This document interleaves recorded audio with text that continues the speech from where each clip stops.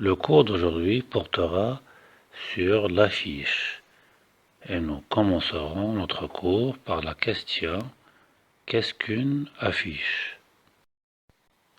Une affiche est une feuille écrite ou imprimée, placardée dans un lieu public et portant une annonce officielle, publicitaire ou propagandiste à laquelle une image peut être associée. Maintenant, parlons du rôle de l'affiche. Quel est le rôle de l'affiche? L'affiche est tout d'abord informative. Elle porte une information. Elle véhicule un message qui peut accomplir différentes fonctions. Par exemple, l'affiche peut jouer le rôle de sensibilisation à une cause humanitaire qui peut nous concerner tous. L'affiche, par exemple, peut pousser à l'achat d'un objet ou d'un service. Dans ce cas, on parle d'une affiche commerciale qui a un but purement matériel. Mais on parle aussi d'une affiche de propagande pour adhérer par exemple à un mouvement ou une cause politique.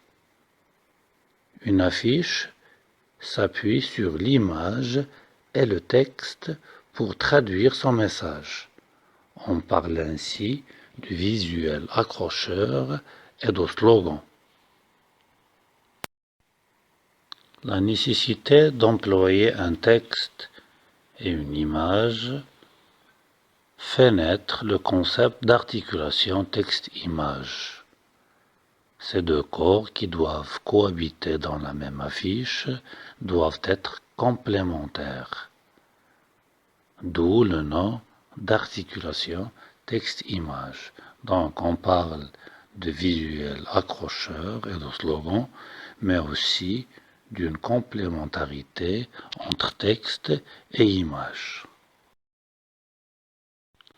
Tout acte de communication nécessite la présence de deux acteurs essentiels. On parle de l'émetteur qui est l'annonceur, puis on parle du récepteur qui est la cible et celui qui reçoit le message. L'émetteur peut être la société ou la personne qui a un message à transmettre, tandis que le récepteur est la personne qui reçoit et interprète le message et qui éventuellement agit en conséquence de l'information reçue. L'émetteur peut proposer lui-même son affiche ou faire appel à une agence de publicité spécialisée dans le domaine et qui traduira le message pour qu'il soit efficace et compréhensible. Voyons maintenant de plus près de quoi est composée une affiche. On parle premièrement d'une accroche qui vient du verbe accrocher, c'est-à-dire un texte dont la fonction est d'attirer l'attention. Un visuel est indispensable, c'est-à-dire une photo, une illustration ou même une typographie. Parmi les constituants d'une affiche, on trouve aussi un slogan qui est une phrase qui a pour but d'être retenue et répétée, sans oublier bien sûr des informations indispensables comme la date et le lieu, et leur importance apparaît très claire, surtout concernant les affiches événementielles, c'est-à-dire les affiches des événements. On doit surtout savoir le lieu et la date de l'événement, sinon on s'y rendra pas. Un aperçu historique s'avère nécessaire, surtout pour traiter une période qui a marqué l'histoire de l'affiche à tout jamais. Donc, je parle de l'affiche pendant la révolution industrielle. Pendant la révolution industrielle, les imprimeurs étaient constamment à la recherche d'innovation. Parmi eux, je cite Jules Chéret, le fameux peintre, et on dit de lui qu'il est même le père de l'affiche moderne. Après avoir eu une formation de lithographe pendant 10 ans à Londres, il retourna sur Paris et créa son imprimerie. C'est ainsi qu'il fit une entrée fracassante dans le domaine de la publicité. Voyons maintenant un aspect plus technique du cours, c'est-à-dire voyons quels sont les différents types d'affiches et les formats standards des affiches. L'affiche est un support de communication indispensable pour les entreprises et particuliers. Elle permet de communiquer efficacement sur un thème événementiel, commercial ou à titre informatif simplement. Il existe plusieurs types d'affiches, ce qui sous-entend que plusieurs types de formats existent aussi. Donc selon le contexte, le format change et la gamme, qui est très large déjà, change aussi. Mais parmi les plus répandus, c'est-à-dire parmi les formats les plus répandus, on parle des affiches de petit format, ou très connues dans le jargon par affichettes. Mais les formats les plus répandus, on parle des grands et très grands formats. Comme on a déjà dit, cela diffère selon le contexte et le type d'emploi. L'affiche petit format ou affiche moyen format est également appelée affichette, comme on a déjà dit dans le diapositive précédent.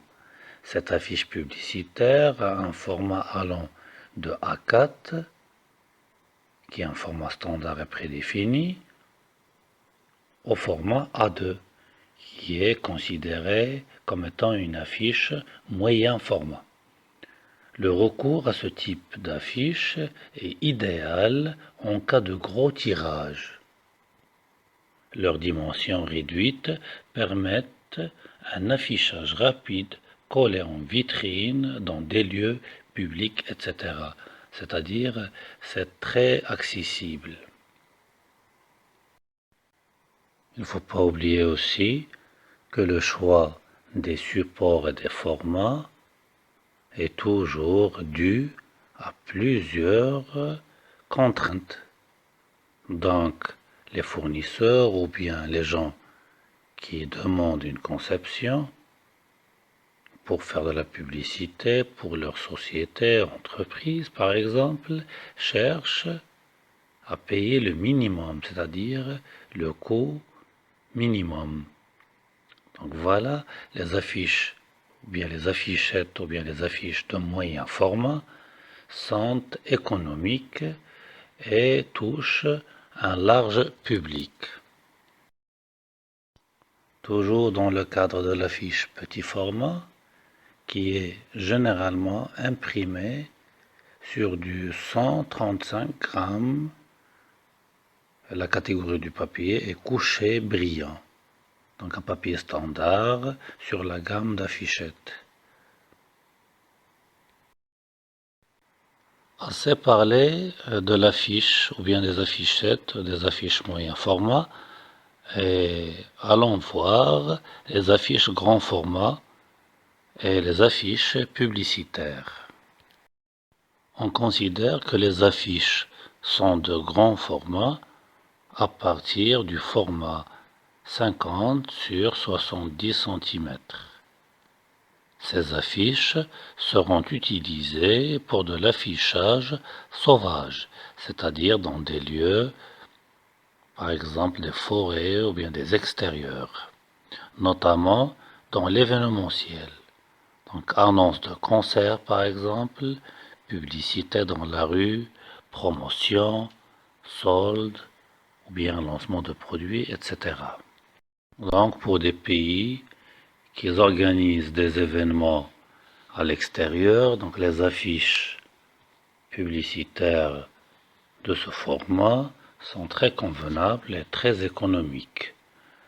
Comme on a déjà dit, le public cible est très large. Pour les affichages sur les poteaux, afin de faciliter la pose des affiches, on préférera des affiches board, cartonnées, que l'on pourra facilement agrafer entre elles pour une vision des deux côtés.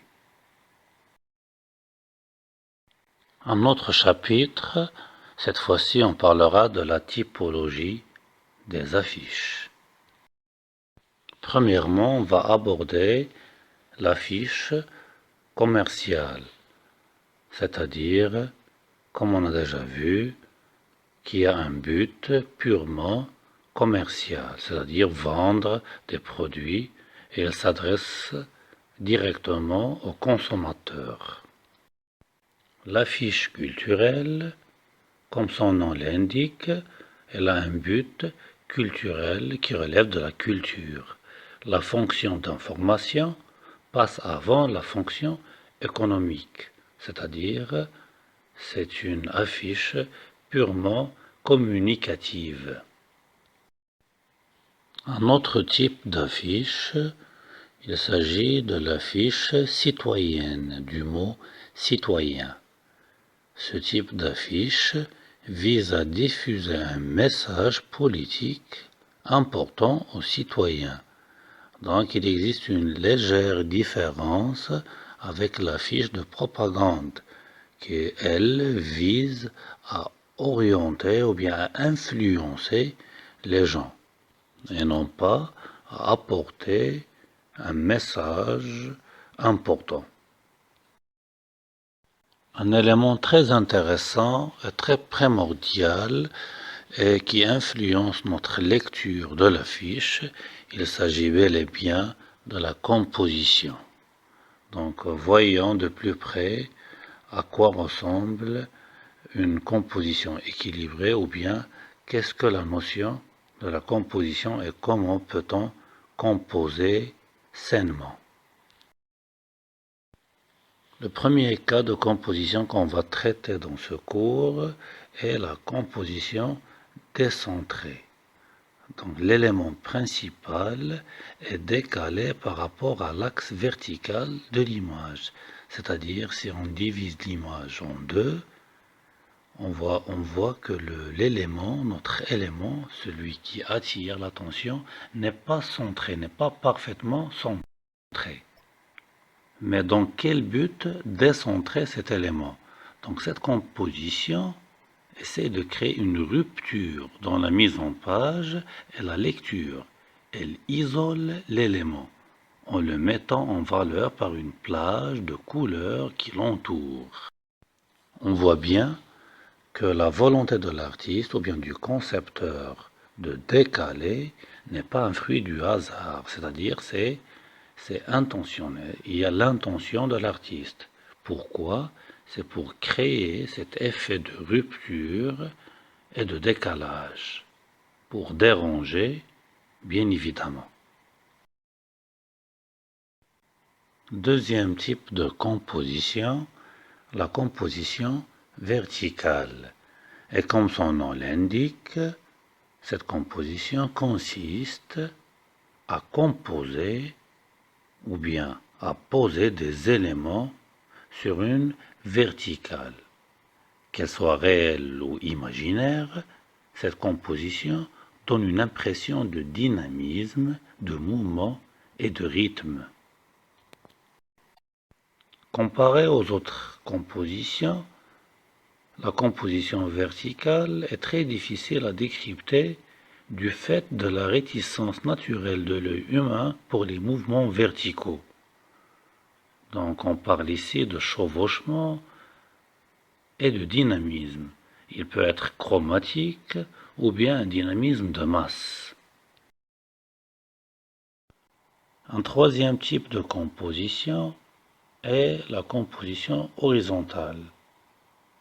C'est une composition où les éléments sont composés sur une ligne horizontale, comme le nom l'indique une autre fois. Qu'elle soit réelle, c'est-à-dire la ligne, ou imaginaire, l'effet est le même. Cette composition suit le sens de lecture occidentale. Et sa connotation, c'est une composition rassurante et qui donne une sensation de calme. La composition diagonale est une composition où les éléments suivent une diagonale réelle ou imaginaire. Cette composition invite l'œil à glisser le long de la pente naturelle de la diagonale. Donc elle donne une impression d'ascension ou de chute. C'est une composition dynamique qui crée du mouvement dans la page. Donc c'est évident, mais c'est nécessaire de le dire. Si la diagonale monte, bien sûr, on parle ici d'une ascension. Mais si la diagonale descend, donc on parle d'une chute. On verra ça dans la connotation des notations. Un triangle qui est ascendant n'a pas la même connotation qu'un triangle descendant. Donc le triangle descendant connote le danger, tandis que le triangle ascendant connote la force et la puissance. La composition centrée est une composition qui invite les éléments principaux au centre de l'image. Cette composition donne une impression d'équilibre et de calme. Elle invite le regard au centre de la feuille dans un espace clos. Elle est fréquemment utilisée. Communiquer sur les valeurs de la fiche à travers la dénotation et la connotation. Il faut juste signaler que la conception et le côté technique de la fiche est une chose, tandis que sa lecture et sa connotation en est une autre. Et c'est indispensable de pouvoir rassembler ces deux savoirs, c'est-à-dire être capable de concevoir une bonne affiche, graphiquement parlant, mais aussi être capable de connoter et dénoter son propre travail. Tout d'abord, qu'est-ce que la dénotation? Donc le fait de dénoter est le fait de décrire une image sans jamais interpréter. Donc je décris ce que je vois à la lettre, objectivement et sans intervention personnelle. Je décris quoi? Je peux décrire des personnages, des objets, des décors, des actions, des événements ou bien des thèmes. Pourquoi pas? Toujours dans la dénotation, on peut même dénoter des composantes plastiques. C'est là où ça devient intéressant. Par exemple, on peut dénoter une composition.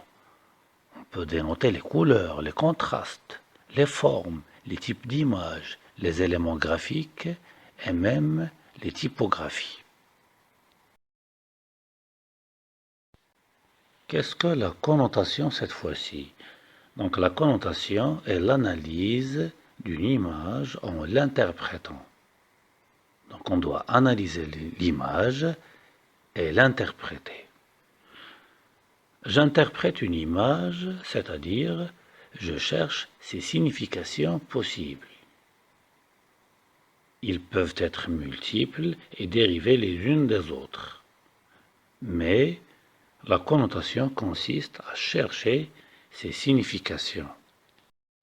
Il faut tout de même signaler qu'on n'aura jamais une bonne connotation sans la bonne dénotation, c'est-à-dire décrire objectivement par exemple une œuvre d'art est la première piste et le premier pas vers une connotation objective, scientifique et réussite. Si par exemple j'oublie de mentionner un élément dans l'œuvre, il s'avère que cet élément est majeur, donc je risque de rédiger une connotation tout à fait erronée. Donc pour vous aider, j'ai préparé quelques questions théoriques comme ça pour élaborer le sujet et élargir le sujet.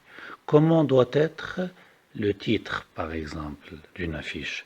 Comment doivent être les éléments écrits présents sur une affiche? Que voit-on souvent sur les visuels présents sur les affiches? Et qu'est-ce qui domine? Est-ce le texte ou bien l'image? Une liste de questions à réaliser. Donc, quels éléments je vais faire figurer dans mon affiche?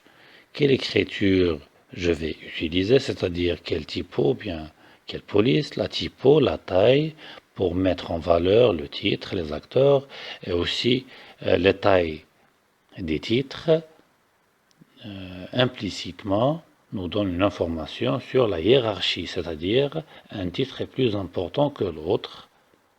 On le déduit de la taille. Quelle sera la couleur dominante de mon affiche, si ça existe, et comment je vais disposer les éléments sur l'affiche. Donc ici on parle de la composition et de l'équilibre. Donc le dernier exercice pratique que je vous ai proposé est le suivant.